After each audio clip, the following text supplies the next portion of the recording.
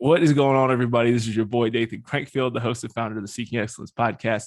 And I'm very, very excited today to have one of my friends on, Kathy Gibbens. Kathy, how are you doing today? I'm great. Thank you. Thanks for having me on. This is exciting. This is my first interview that I've ever done for this podcast. Wow. Yeah. So thanks for having me on. That's very exciting. And what an honor. What an honor to be your first podcast interview. It's my honor. Yeah, I was just thinking a minute ago, I was like, I think you're the first husband, then wife I've ever had on, you know?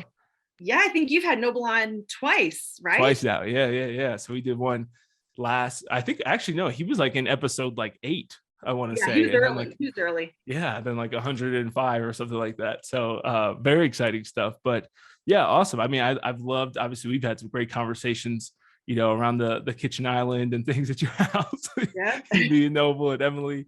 And so I'm very excited to get your thoughts today. But yeah, first would just love to hear a little bit of intro about yourself, and then we can talk about your new endeavor and podcast that you have coming out here soon.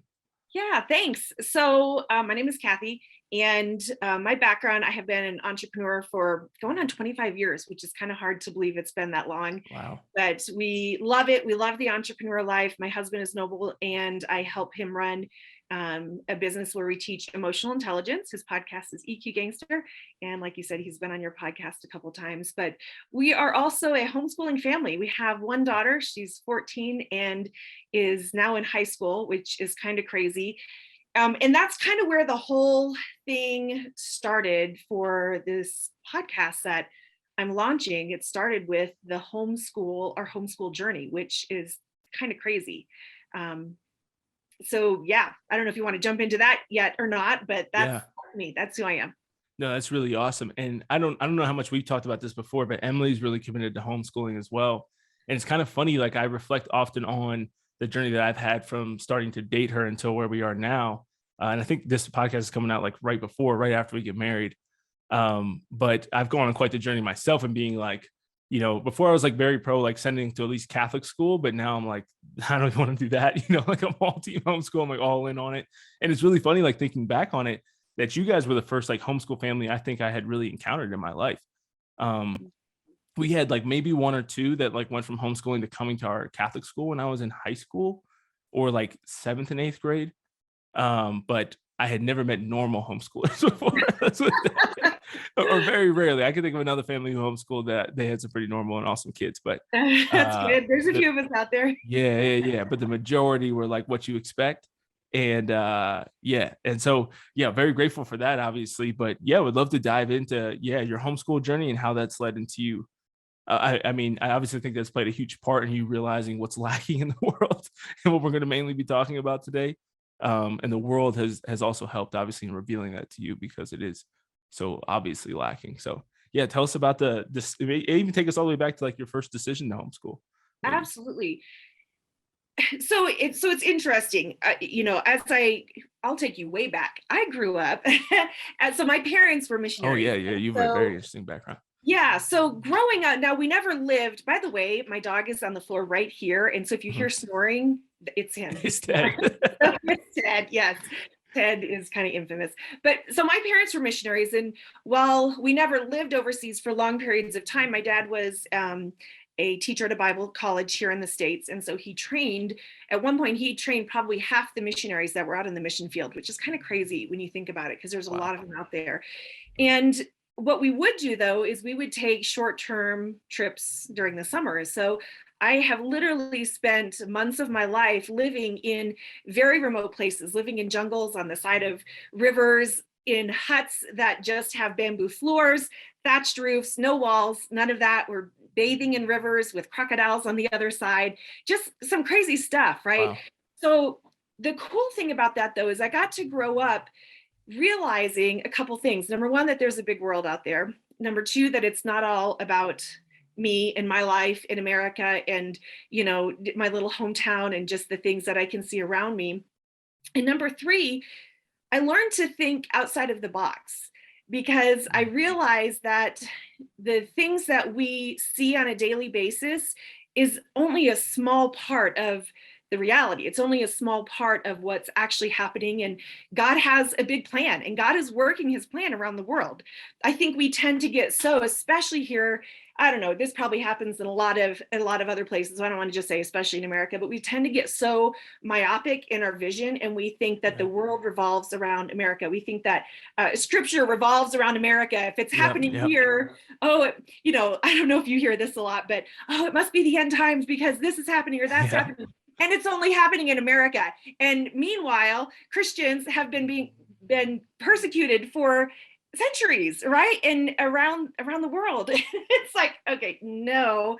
So being able to grow up that way, I just had a view to think outside the box anyways. Now, I was kind of like you. I went to a private Christian school, so I had a great education. But here's the thing with even, and I will talk about education, right? I will, because I feel like our educational system, I'm going to tell you the story of how our educational system got to where it's at. It's fascinating. At least it's fascinating to me. I'm excited to hear it. And it answers a lot of the questions of why we're kind of in the mess that we're in our country, but also I would say in Western civilization.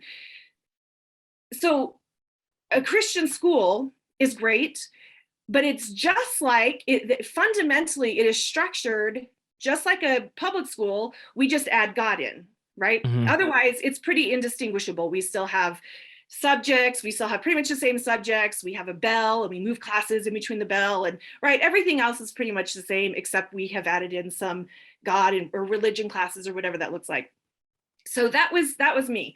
So I, grew up, got married my husband Noble. He was in the military, and then we started a business. We became entrepreneurs because, again, I was always, when they got, this thing always blows my mind. When we've got students and they're in about 11th grade, so here they are 16, 17 years old, the question we ask them is, well, what do you want to do when you grow up? Right? And I think that's one of the dumbest questions we can ask 16-year-olds. Most of them don't even know. Some of them do. Some of them know what they want to do, but a lot of them don't have a clue. I think we're asking the wrong questions, right? What do you want to be when you grow up? What do you want to do when you grow up? I don't even think these are the right questions that they're asking. But the high school guidance counselor asked me that question, and it terrified me because I thought, I can't think of one thing I want to do every day for the rest of my life. Because remember, I had lived this life where I had seen the world. Like I truly had seen so many interesting things around the world. I thought, now I have to go sit in an office every day for the rest of my life. This sounds terrible. And school was training to sit in an office. This is me in my head. This is how I was envisioning it, right? School was training to sit in an office every day for the rest of my life, when I knew that there was this big world out there, and I knew that it didn't revolve around me, and I knew that there was so much need around the world. I thought, I don't think I can do that. That sounds awful. And so when we got married, we jumped into entrepreneurship, because for me, that was a way to make an impact and be out of the box and have some more control back and not have to be just kind of stuck in this box. And so it kind of set me on this path of being an out of the box thinker as it relates to most things, in my life and in how I see the world and how I think about things. And so when we had our daughter, I was like, there's no way I'm putting her in this box, because to me, school was a box, right? That was the box that everybody, you have to conform to, you have to, think about it. I'm getting ahead of myself in the whole school thing. But I thought, there's no way. I want to be able to teach my daughter how to think, not what to think. And I knew, because that's how I had come up, that in school, it's all about teaching you what to think. I knew that thought was not encouraged, creative thought, critical thought. It wasn't. You weren't supposed to come and put your own ideas on a test. You were supposed to put the right answers on the test. Right. And so we knew that we were going to homeschool very early on. And so from then on, it was just a matter of finding, okay, what's this going to look like? How is this going to look? So yeah, we've homeschooled our daughter ever since. I think moms and dads are homeschooling from the moment that child is born. They just realize they're doing it. Sure. Yeah. Since she was born, she's been homeschooled, and we love it. It's been a great journey for us. That's amazing. Yeah, it's hard to imagine knowing you guys, Elena, going to public school. You know what I mean? No way. No Yeah, way. basically impossible. Yeah, you said so many great things that I want to touch on. One thing that I think is really important too is like in reshaping the question of, I think a lot of times when we think of how stupid it is to ask 16, 17, 18-year olds, like, what do you want to do for the rest of your life? We often think of it in like what percentage of 18-year-olds like have a firm idea of what they want to do. But I think a better question is to ask 30 and 40 and 50-year-olds, did you know what you wanted to do? Like the things that you found fulfilling for the last 30 years, 20 years, 10 years, did you know that when you were 17 years old, when you went off to college or when you were applying for schools and stuff? And I think that, I mean, the percentage of 18-year-olds who know what they want to do is probably like 40% or think they know what they want to do, right? Because obviously a better question, you have no idea. But I think the better way to look at it is probably like 2% of us would be like, yes, I knew what I wanted to do. Because I think like I thought I wanted to be a police officer and be in the military forever and do all these other things, you know, and I like experimented with that. I said, thank you for your time. And I decided to exit out. And That now was I that, love, right? yeah, I would have never known that I love podcasting, that I like doing sales, you know, for my job now. And so I think it's so interesting. But the other thing you made me think of too, maybe this would be a good segue into some of the educational history. You'll love this. I don't know if I shared this story with you before, but one time I had a math. It was like a word problem test in math when I was, I want to say, a junior in high school, and I got every single question right with the final answer, but I got like a 70%, 72% on the test because he had some formula that you were supposed to use in order to figure out the problem. And I was just like, really, I was just, it's one of my strengths, right? It's like, if there's like a practical issue of numbers, you have to figure out, you know, how many of X are needed or, you know, Yeah. what's the Yeah. difference or the time. Like I love, like I really enjoyed like entering into that part of my brain, but I had no desire to try to figure out what was this hypothetical thing that I could put into this formula. You know, I'm like, why not just figure it out? He saw that I had my work on the side, right? I didn't just copy it. It's not like I just had answers. I had a whole page of work and how I was figuring it out. But I didn't use the formula right. So I got 30% off the test. Meanwhile, I there's kids hate who that got kind the of thing. answers wrong. Yeah. And got, you know, 92s and 95s and things like that. And I was like, wow, It's that's because school is not designed to encourage critical thinking. It's not right. designed to encourage you. Yeah, because clearly you got the answer right, but it didn't matter. You can't get, we don't even want you to get the right answer on your own. You have to do it the way we tell you to do it. Right. Yeah, and you That's see the that method. obviously that gets played out in so many different ways today, where it's just like we just need you to get to the conclusion like our way. You know, like there's not a need to be creative or think of it on your own. And it's really good, I think, to hear your expression of why you became a free thinker too. You know, because I try to share mine and my journey to just like questioning, and I think, you know, just questioning things and doubts and taking in such a wide range of experiences. Yeah. You know, because then I think it really does break you out of like my way, my family's way, my hometown's way of doing things is the right way or is the only way, versus being able to have so many different experiences and be able to actually like realize the healthiness of doubting, you know, and questioning things and actually trying to think your own, what is my own view on this? What's my own perspective? Yeah. Man, that's so, you just hit on another really good one. It's so interesting. This year, so my daughter's in ninth grade now. In this year, we homeschool with a program called Classical Conversations, which we have loved. And this year is the first year that they're learning formal debate. This was not something I did in high school. I didn't do debate. We didn't even wasn't even offered at the school that I went Definitely not. to. Yeah. And one of the things that's so fascinating that I have learned is anytime you enter into a conversation with somebody, how you enter into that conversation completely determines how the conversation is going to go. And what's crazy and what's so hard and such a hard skill that we're teaching these ninth graders to do that most adults can't do is you have to be able to go into a conversation, even into a debate, and be completely willing to be persuaded or to have your thought process changed. Mm. And most people can't do it because think about it. How honest is it? How honest of a conversation is it if you go into it and you know, regardless of what the other person says, you're not changing? Right. Now it's not a real conversation. You're placating. Maybe you're just listening to bide the time while they finish talking until you can say what you want to say.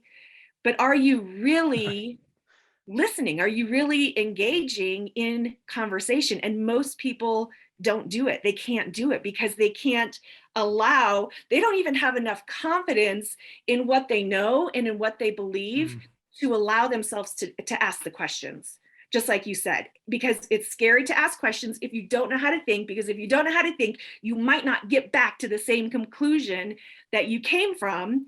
And if right. you don't know how to get there, well, that's scary and everything might fall apart, It is. right?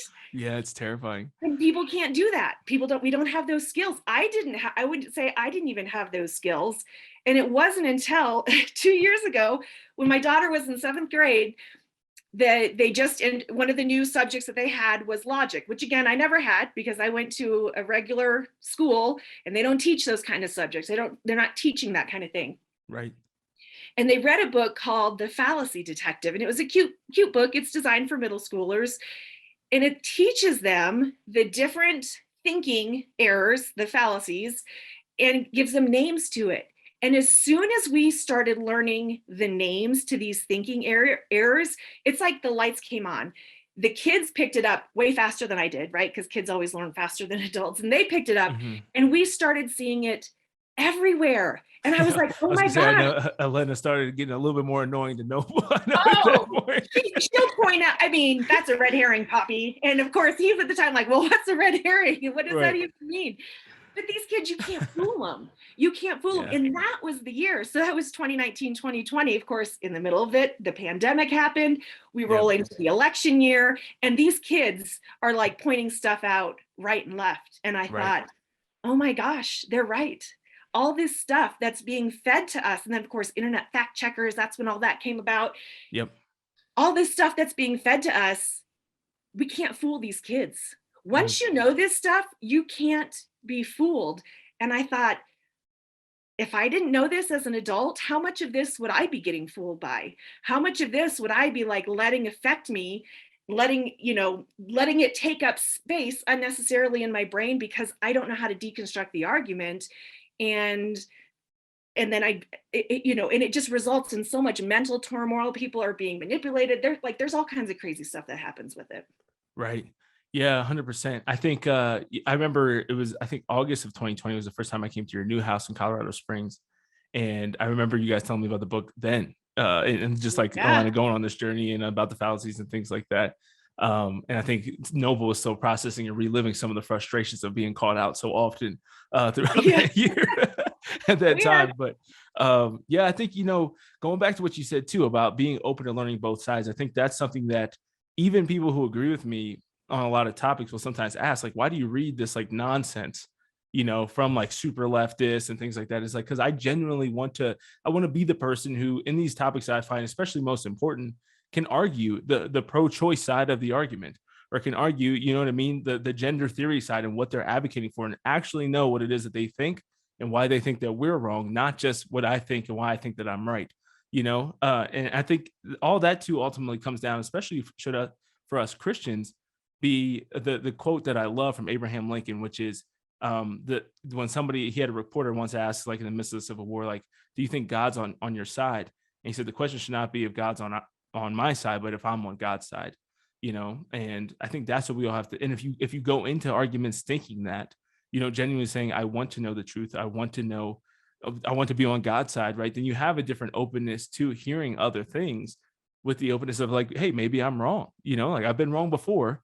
And I think that's the importance too of having your mind change at certain points in your life too, and not just, yeah, Yes, and when people can't do that, when they don't have the ability to go in and truly understand the other side of the argument, that's why we resort to fallacies. That's where bad thinking comes in, or yeah, we resort to emotionalism because we're like, well, I don't agree with that, but I don't even know why. I can't even construct a good argument against this, so I'm just going to be emotional.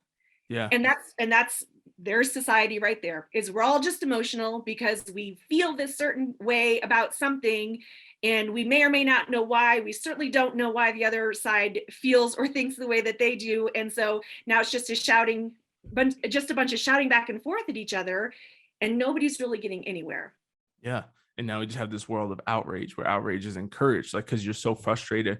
And I think it should, all of these things, and hopefully, everything that you're going to share today does encourage us as Christians too to be more compassionate towards people that we disagree with. Because I think that so often it's easy when somebody gets so angry to just be angry back, but to Yes. have the pause to say they weren't taught how to think. Right. They don't know how to like process their emotions about being proven wrong, with facts and Right. logic. And it's very frustrating. It Yeah. is very frustrating to be like very convicted about something and then just be demolished logically. It's like not, it's Mhm. like not a good time. And so yeah, I think we have to have compassion for people like that. But let's talk a little bit about that. How do how we got to this point where the system, especially the educational system, does fail so many people? So the thing that's so fascinating is our education system that we have now is actually very new in history. It's only been around for the last 200-ish years. Before that, we were all kind of classically trained. That was more the norm. So quick history on logic and where this all started. So Aristotle is kind of known as the father of logic. 335 BC is when he lived approximately. There was some logic studied in ancient India, ancient China, and it was actually really popular for centuries, for a long time. And then somewhere in the medieval times, it kind of started fading away. And here, the way that we got to where we're at. So back in the late 1700s, early 1800s, it all started with Prussia. Prussia was a German state, and they were like a war machine. And they were so good, in fact, that they would rent out their soldiers and their armies to other nations that were going to war, and they would come in and they would help them and they would win. So they were like a winning machine, basically, is what was Wow. happening in Prussia. They even fought, incidentally, Prussians were hired to fight on both sides of the Revolutionary War, which I don't think a lot of people know. Wow. So I think that's interesting. It was all fine and dandy, and it was making them a lot of money in Prussia until 1806. They got defeated in a notorious battle by, oh, I just lost the guy's name. You're going to have to edit this out, Nathan. No. You got to edit this out. What's the guy's name? I got it right here. They were defeated. Napoleon, of course. As I was gonna guess, I should have helped you out there.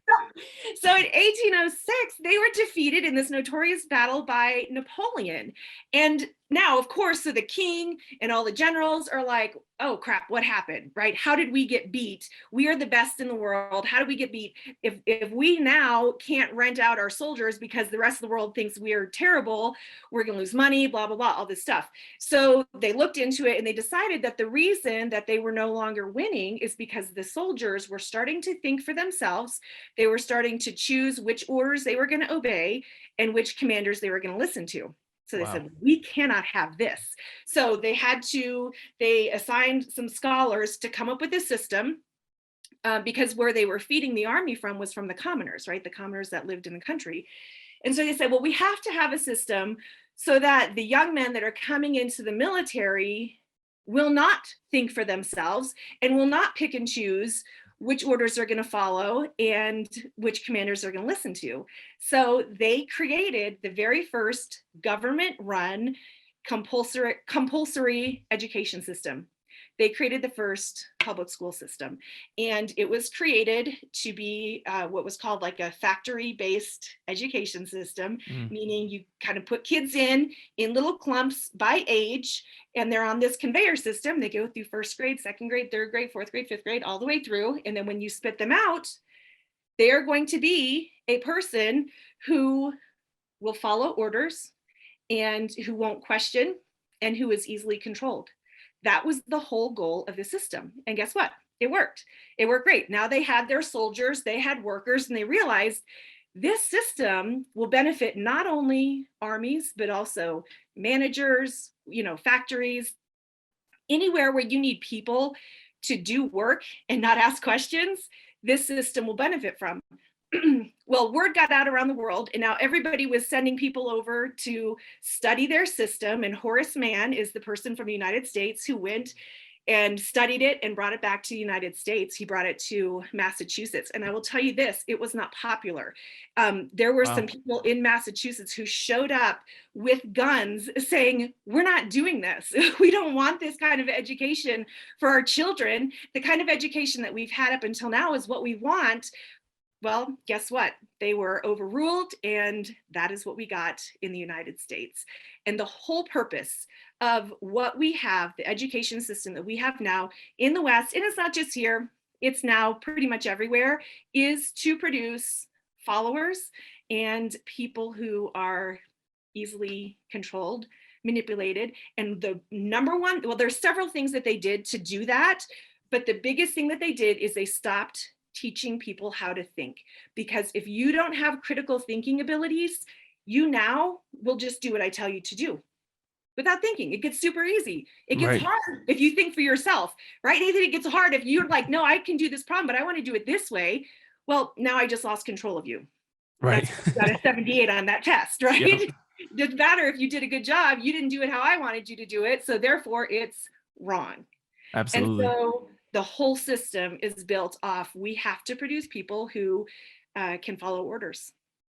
Yeah. It's really interesting, and then you obviously like rote memorization and just like basic following the steps and everything, similar to the math problem that I shared, which is, yeah, I mean, yeah, you could even see it. It's one of my most interesting things. And I'm sure it's some type of like there's got to be some type of like philosophical term for this too. But the fact that in today's world, we have this kind of like oxymoron of the people who claim the most like moral authority are those who are most educated, who in turn are actually just the most brainwashed and actually like have the least ability to actually think for themselves. And yet they still think, well, I went to college, I have a master's degree, and like I've been with friends, I've have friends who, some are not, college educated, some have master's degrees. I'm in the middle with an undergrad degree, and I'm like, if we have a philosophical discussion, like I know that my friend with the master's degree is going to have nothing to add. Meanwhile, Oh, my friend who didn't or went to college for a year and failed out, but now takes his faith really seriously, takes his learning very seriously, he'll have a lot to share and a lot to add, and can process and give insight on things and just actually think, and participate in those kinds of discussions. So it's a really interesting thing now that after 220 years of that, we see people who think they're the most educated and think they're the smartest that actually have like almost no brain capacity other than 100%. memorization. Yeah. There are even companies that they will not hire you. The higher education you have, the less they want you, because Yeah. you've lost more and more of your ability to think. And you said there must be a fallacy in there. It is. There's a fallacy. It's called appeal to authority. That's saying that the more somebody Mhm. is an expert in this, therefore they must be correct, right? And so the appeal is look at their titles, look at all the degrees after their names, rather than saying, looking at the argument. Well, is the argument right? Is their logic right? So Right. yeah, you nailed it. You just didn't know the name. Exactly. Yeah. I figured you would. I appreciate that. You're like having a dictionary at the source or something right here for the fallacies. But yeah, it's so crazy. And I think I even thought about that recently too, with like with going to grad school. I had to, yeah, as you know, like I moved out here originally to go to grad school and get my master's in theology. And I just kind of got to this point where I was like, I had to like stop and question myself, be like, I don't need this. And I think that when I explained the story to people, and it wasn't like super hard for me to come to that realization, but I just like took a pause. Once it got like, I had some like serious obstacles come up to me going to grad school. And I was like, that was the question that I asked. It just like naturally followed for those of us who like think about things, right? Is like, well, this would obviously cause trade-offs, which is another thing that like conservatives and Christians are like willing to recognize, right? Like I'm like, I can pursue this, but I'm gonna have to give up a lot of other things in my life, like time with Emily, like my podcast. And it was like, is this worth it? And do I need it? Right. And just kind of like actually thinking through the situation. And I think when I share that with a lot of people, because it seems so prestigious, it seems so great. You got offered a full ride to get your master's degree at a prestigious place, like why would you not do that? And it's like you work, you do church things, like don't you? And it's like, no, I don't think that I need that, Right. and I think that I need to keep learning. I need to keep growing in my faith. I need to keep growing in my understanding of all of these things that I try to share and teach about, right? But I'm like, but I don't need a degree to show. I'm like, how many conversations you have with people? I'm like, I have these theological debates. Or I remember one time, you'll love this story too. So this is a really good one. When I was getting out of the army, I applied for like a youth ministry position all over the place, and I got offered several of them. But there was one lady who was like really hard on me, and she was in Baltimore. I can't remember what parish it was, but she was a brand new like DRE at the school or at the parish, the director of religious education. So she would have kind of been like my boss. And I remember talking to her, and she was just like, "You don't have a theology degree," and I was like, "No, I don't." And she was like, "Well, like, how do I know that you know things?" I was like, I said, "Ask me something." So she did. She asked me like two and like difficult ones, like Catholic teaching on like contraception.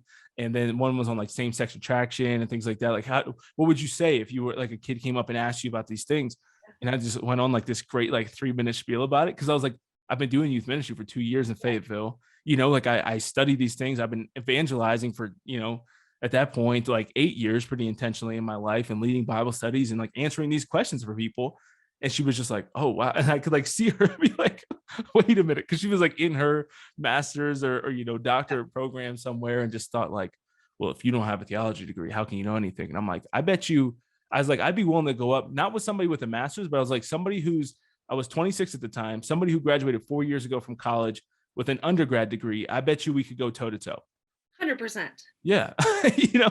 And she's like, let me ask you some questions. And then I rocked them and she was just like, oh, it was incredible.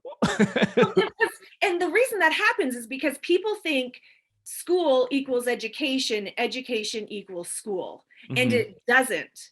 And intelligence is in there too. Intelligence is not even in the equation for me. Like, how many people have got through school and you're like, oh, for sure. No, I just mean that the education and intelligence, like people equate it, I think wrongly, right. But people think that, yeah. Totally wrongly. And I always say, for me, think about how many people skated through school and didn't learn anything. Right. Didn't learn a thing. And for you, the problem that I feel like we have is people think that the only place and the main place that we learn is in school. Yep. And I think it's wrong because they think, oh, I'm done with school, right? I'm done with my learning. I know what I need to know.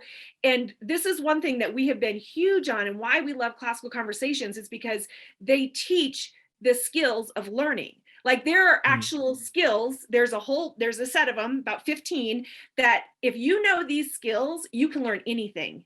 If I wanted to go learn computer programming right now, which I do not, but I know how to learn things.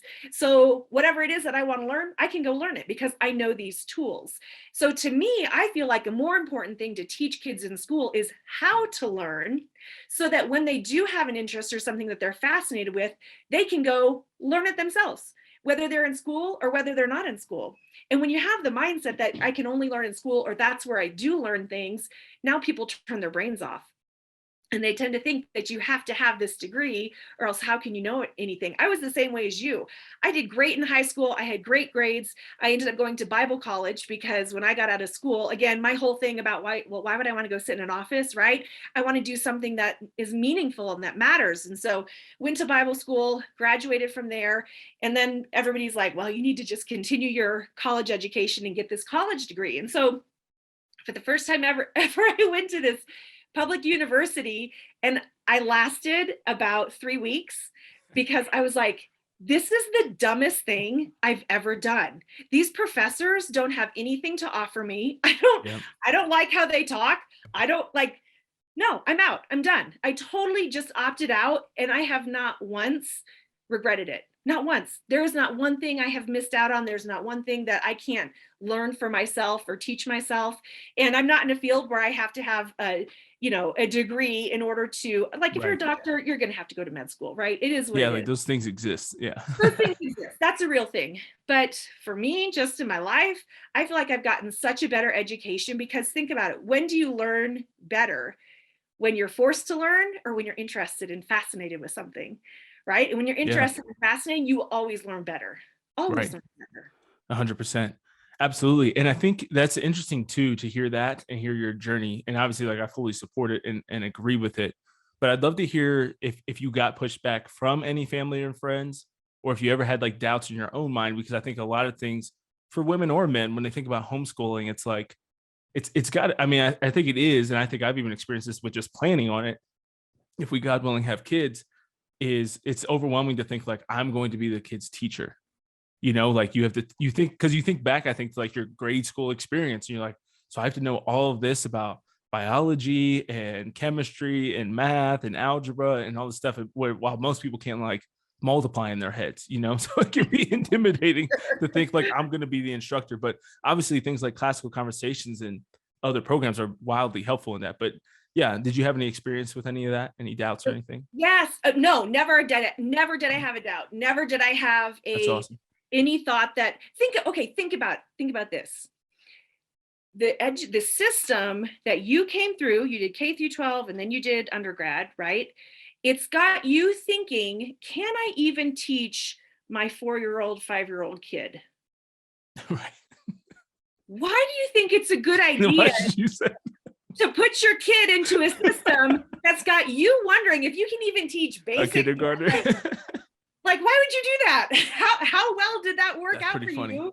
Right? Isn't that funny? Those are some of the things that people Can don't I think through. can I stay ahead of my 8-year-old? Yeah, Can like I stay ahead of intellectually. my 8-year-old? So let me go put them in a system that's going to make them feel like they don't know anything either. Yeah. Like, no, Wow. this is kind of silly. So in classical That's pretty conversation, funny. the way that we talk about this is me as the parent. Yes, I'm the teacher, but the way I look at it is I'm the lead learner. Mm, So we talk about it as we're redeeming 2 generations of education at the same time. The child that's going through and the parent who now is getting to learn the tools of learning and the joy of learning for the first time. right. Because we're not cramming things down, we're not studying for a test and then forgetting everything the next day. We don't do that. Like Right. that's not how we operate. So you get to learn for the joy of learning. So everything that my daughter has learned, I've just learned right with her. And again, if you know how and you're interested in learning, you'll figure it out. We always go into it with the mindset of, oh, we'll figure it out. This is algebra 1 this year. I don't know if I remember any of this, but we'll figure it out. I Yeah. can read. I can read a textbook just like you can. You You know what I can read. mean? Yeah, you guys have a lot of books. Yes, we Okay. do. And you've read a lot of them.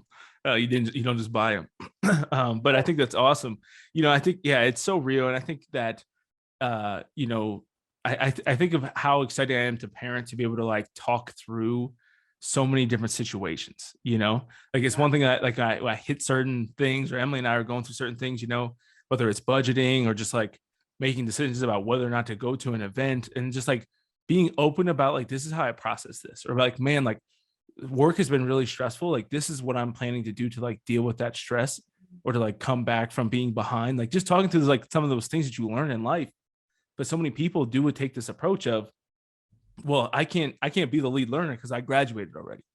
Right. You know what I mean? Like I'm done learn. Like I Done. finished learning, yeah, 10 years ago. For some people, people wait to have kids now to their mid-30s or something. You're like, I'm half my life out of like when I finished Out of that. studying, when I Yeah. quit learning, and so it's like really difficult or crazy to imagine. But I love that reframing of like, you really can't teach a 6-year-old. You can teach a You probably 6-year-old. I shouldn't be promise. a parent. Yeah, I mean, you probably shouldn't be a parent at all. Like if you don't get intimidated about like tying shoes and teaching them how to tie their shoes or walk or catch a baseball, then you probably should feel pretty confident with like teaching addition. Yes, 100. And that's the thing. That is one of the things that I think is so beautiful about homeschooling is 2 things. Number 1, you realize and you can see how everything is interconnected. Okay, when you're in school, you're sitting in math class and you're sitting there for 55 minutes. And as soon as the bell rings, you close the math book, forget about everything you just did in math because it's time for science. And now Right. you're in science. And when you're in science, you're not talking about math. You're not talking about literature. You're not talking about anything else. You're just talking about science. And when that bell rings, you close the book and you go on. Everything is stovepiped, Yep. right? They're subjects. You're taught subjects, and the subjects never mix, they never melt, and you never see how they work together. But that's not real life. God created a universe. It's all one. We have one creator, and everything points back to one creator. And so math intertwines with science, and that intertwines with literature, and that intertwines with the scriptures. It's all interconnected. And Mhm. when you can have conversations about things rather than just being stovepiped into studying a subject, now you can see the interconnections from all of them, and it opens up the world, right? Right. It's not just boring mathematical formulas. You're seeing, well, what does this have to do with music? And what does this have to do with literature? And all of it is interconnected, and it all points back to a creator, which Right. I think is amazing. And then number 2, what you said, to be able to have these conversations like this year in in one of the classes that Elena had is we read through original documents. So starting all the way back with the Declaration of Independence, from famous court cases, like we read and we had to annotate and talk about these original documents. And when you read those together with your kid, now when things come up in society or you hear things or things Yeah. happen on the news, you can go back. Like I can ask my daughter right now, well, what's the 14th Amendment say about that? And she knows. She'll tell you, okay, this just got, announced from the government. And she'll say, well, that Yeah. violates the first, third, and Yeah. fourth. He can't do that. You can't do that, right? Yeah. Like you can't fool them when they know and when they've read it. And now you have these conversations about why and why not and what does it mean and how does that affect us. And now that takes the learning from filling out the 25 questions on a quiz to now this is part of my life. And I can see how this all fits together and this affects me. This affects my relationship with other people and my relationship with God. And it just opens up the world. Yeah, it's so powerful to think of seeing things from such a higher view and really thinking outside the box, like you're saying, and be able to see the interconnectedness of it all is so powerful. I mean, I think back to like sometimes I'll be reading, and it's so funny to me now that I read books, and I definitely read a lot more conservative books than I do liberal books, but I do read both to get, like I was saying earlier. But it's funny to me when I'm reading conservative books, especially by books by people, by authors and speakers that I really like and really listen to and really resonate with, find a lot of truth in what they have to say. They'll quote certain like past authors or speakers that I'm like, I remember being conditioned to think that person was wrong. Yes. And that this person was stupid and like they were extremists and they were crazy, right? Like I remember that, and I can like I'm like still experiencing it. Like sometimes I'll read their names before the quote. You know what I mean? As this person put it, and I'm like, I already have like a negative inclination towards what they have to say. And I'm like, and now I've read 5 books that have quoted him or her. And I'm like, and I've loved every quote, and like, now I'm like ordering those books. Now I have to reconsider. Yes. Exactly. It's really, really crazy. So it is cool to just see the ability to like, well, let's read what it actually said. And what did the founding fathers actually say? And not just taking this world of sound bites and, Instagram reels or 30-second TikToks to take your news in, but actually seek out the source and be like, I'm going to take the time to actually read what this person or that person had to say, is such a different way to live. And think about it, and think about the argument for the argument's sake, not just, right. Taking it from, well, this person is X. That's one of the fallacies. It's called an ad hominem. It's where you're not looking. It's Latin for to the man, right? To the man. So rather than listening to the argument and arguing the argument, you say something about the person. It's either a personal attack on the person or something about their character traits. Well, Nathan has a beard, so clearly, right. Whatever, right? That has nothing to do with the merit of your argument. And that's what happens when you don't have that ability to think things through, when you're not able to look at the argument for the argument's sake, is you get something in their head about, well, this person is that, they're an extremist or they're XYZ, without even asking, is their argument even valid? Because maybe it is. Right. Yeah. Which I think is it's also so helpful to read things from the other side, because then you can like specifically be like, this is what I agree with, this is what I disagree with, because they're out there, I think, in the world, but there's few people who we 100% disagree with on everything. Right. But you think, I think half the country, they disagree on everything with the other half of the country, because of the way certain topics, something like COVID or, abortion, when that comes up, like gets so like publicized and divisive that people actually think, well, if you're pro-choice, like you're automatically like full 9 months, all for any reason whatsoever. And then on the pro-lifers, they're like fully convinced that you just want to control women's bodies. You hate women. You're like, support the patriarchy. You support sexism and misogyny and all these other things. You hate rape victims and all this. And it's just like you get into these camps immediately versus like two people genuinely talking, and you realize like, oh, wow, like you really struggle with abortion, or you're anti-abortion personally and pro it for other people, which obviously like I don't agree with that, but that's a lot more reasonable than being like the champion, like you see the TikToks of people who are like very like championing it and bragging about it. And I think you start to realize like, wow, like maybe we're not as far off as I thought, and we actually have a lot more in common than I previously assumed. No, 100%. And I don't even think most people even know what they're thinking or why they're thinking what they're thinking, right? Yeah, So the thing is, other people are committing that's so true. fallacies, but we're committing them too, right? And that's one Yeah, of the things on my podcast. Like every time I introduce a fallacy, I'm giving examples of it. And I give some that are kind of simple and silly so that you can understand the fallacy. But then I give a real one that, okay, I saw this in my newsfeed this week, or this yeah, meme was going around, and here's the fallacy, and here's why, here's the error in the thinking that's behind this. Because we have to be able to recognize it in ourselves, in the groups and the organizations that we're a part of, because it's not just, it doesn't just happen in politics, it's happening in advertisements, it's happening in religious organizations and business absolutely. organizations. It's because it's a human thing. We're humans. And Yep. if we don't know this, if we don't have the skills of thinking good, we're automatically going to commit a fallacy, which is just an error in thinking. It's a thinking error. And if we don't know how to do it right, we're going to do it wrong. And so Yep. once you're able to start to recognize it in other people, you'll recognize it in yourself, and just tell your teen, teach your teenager. This is my thing. I hope that I get a whole bunch of teenagers. I want Gen Z listening to this podcast, because I think my generation, I don't know. I hope they're open to learning. I hope they're open to this kind of stuff. But if we can get the teenagers to be able Yeah. to recognize good thinking and know how to think well, we just might have a shot at saving this Yeah. country, right? And Yeah. going into a place of more reason, and let's get out of this emotionalism. We don't have to live in this state of constant emotional fervor about things. We do that because we don't know how to think. Yeah, absolutely. And I think, even in what you said there too, to have the humility to recognize that it does happen in so many different areas, but it also happens on like our team, whatever Yes. team you Oh, find yourself on. It's like for yes. me as a conservative to be like, yeah, Republicans do that too. To me as a Catholic Totally. to be like, Catholics do this too, Yes. like Protestants what, do too. yeah, Yes. because it's so easy to like exclude your group, from any of this stuff. But yeah, I think that's really important. That's great. So I'd love to ask, obviously there's some major terms. I was scrolling through the website of your podcast, which we definitely need to talk a little bit more about that. I have thoughts on that too. But would love, Yes. Your thoughts. yeah, some of the major terms you discuss are propaganda, cognitive bias, and logical fallacy.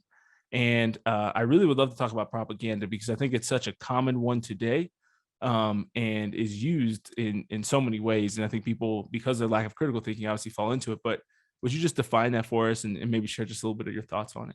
Yes, absolutely. So propaganda is when people use um, tactics that are designed to manipulate you mentally and emotionally, right? So it's often used by advertisers. A lot of times we see this in Yeah. advertisers, and it's not always bad, right? People do it because it works. So for instance, they'll say, the sale only lasts for 12 Yeah. hours and we close in 12 hours. Well, that's giving a sense of urgency. This is marketing, right? It's kind of Right. marketing 101, urgency and scarcity and all these things. So those are some things that get used. But what happens is they're trying to get you to buy something, they're trying to get you to do something, or they're trying to get you to join their group or think a certain way. And the way that they try to get you to do that is by playing on emotions, Mm. or by giving you, mentally trying to manipulate you a little bit to think a certain way, or to stop thinking a certain way, or to see things from their perspective. Propaganda is everywhere, right? Yeah. So anything that's appealing to an emotion, that's appealing to a way of thinking versus using logic and actually presenting the argument and what it is for what it is, that's going to be a form of propaganda. Some of them can be pretty harmful. Some of them I think are probably fairly benign, but when you know them and you can recognize them, now you can say, oh, okay, so that they're using scarcity, they're trying to get me to join because of scarcity, or they're using an appeal to pity.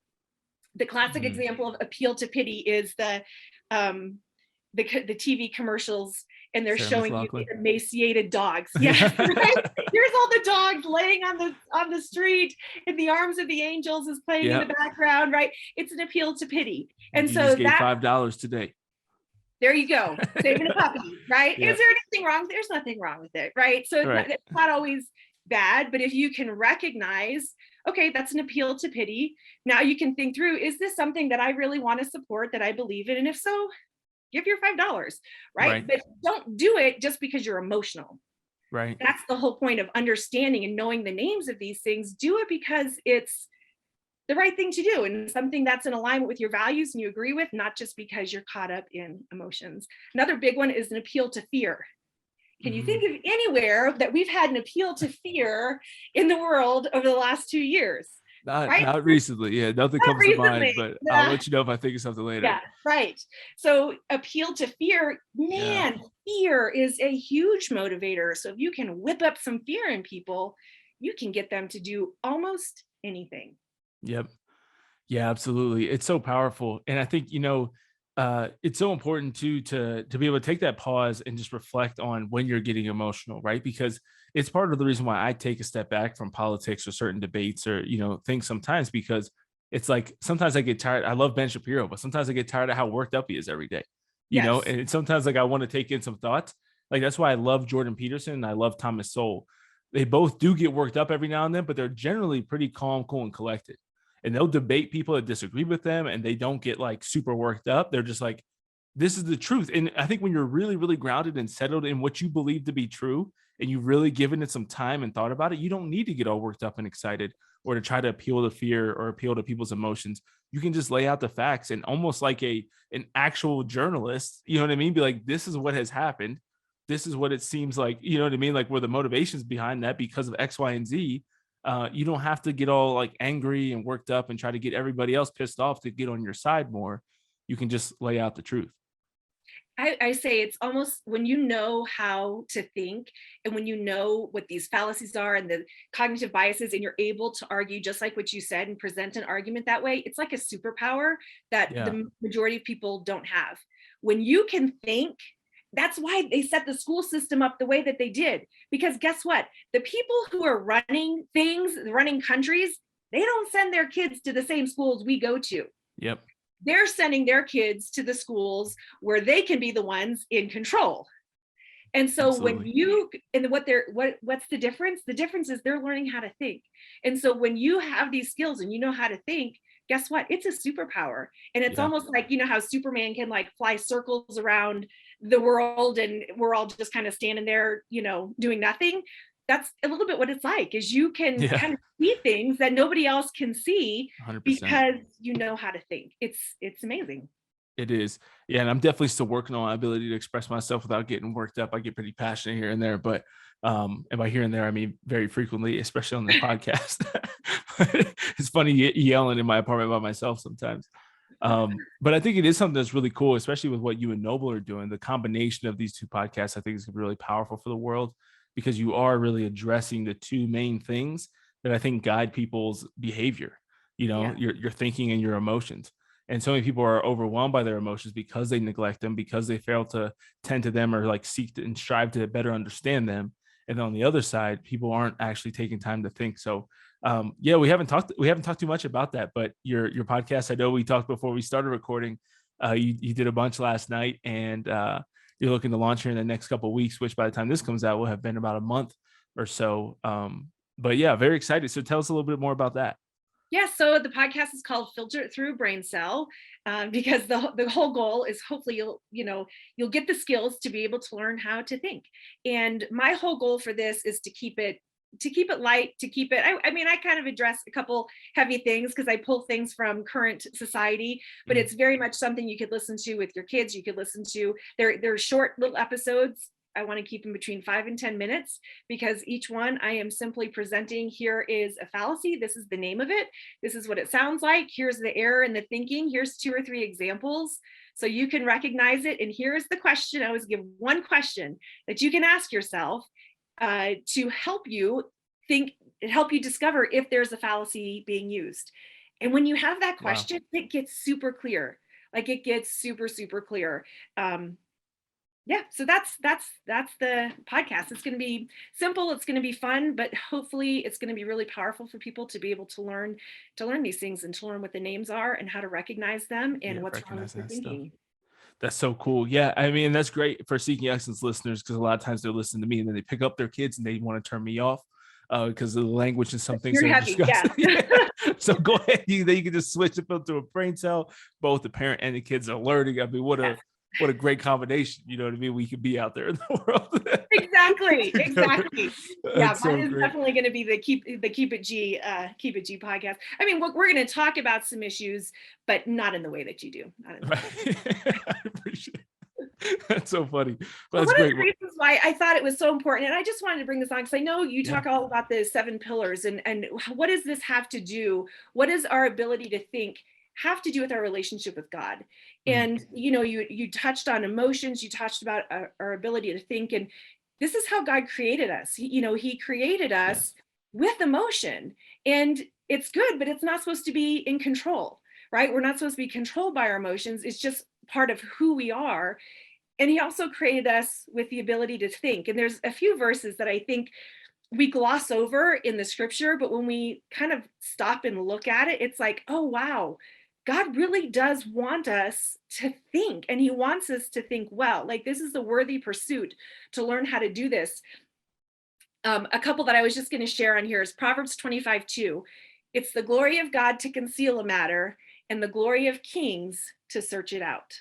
Mm, And the word glory can also be translated as the honor. Like, it's an honor for God. He created things to conceal it, but it is our honor to search it out. And that word honor, I like to geek out on what the words mean in the Bible.